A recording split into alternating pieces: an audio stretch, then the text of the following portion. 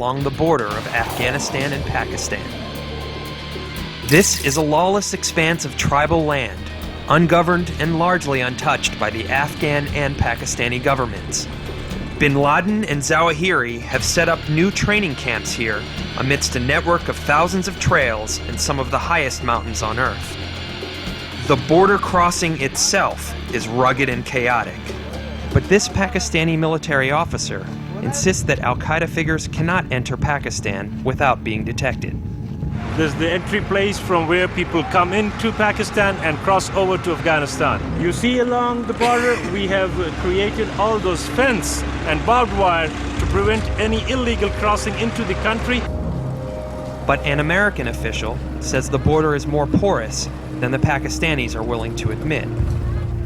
You'd have to have an outpost every few hundred meters to be able to observe the border. People being able to move back and forth and find safe havens on either side of the border is as easy as crossing the street in the United States. The U.S. military presence in Afghanistan has led to the conclusion that bin Laden and his leadership are hiding on the Pakistani side of the border. Extremist groups like the Jamaat Ulema Islam are openly willing to harbor al-Qaeda.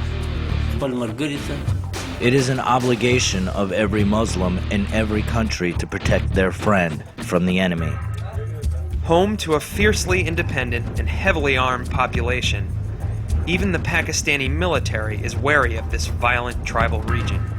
Sending an army up into these hills is not a simple mission. People who live in these regions have been running their own affairs since time immemorial. They are proud, martial, and well-resourced, in part because they have built up a rich history of smuggling and other criminal enterprises that have enriched them.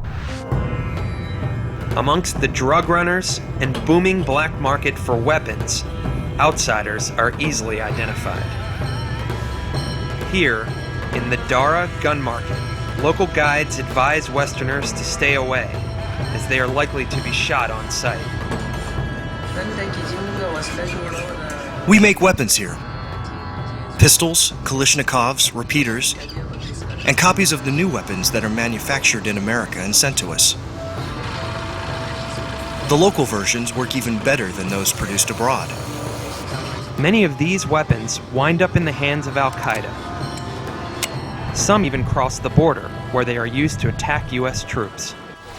There's a portable rocket grenade launcher, has been captured in an encounter with the terrorists, and will be deposited again with the headquarters. The best weapon you can buy it here, off in the border areas.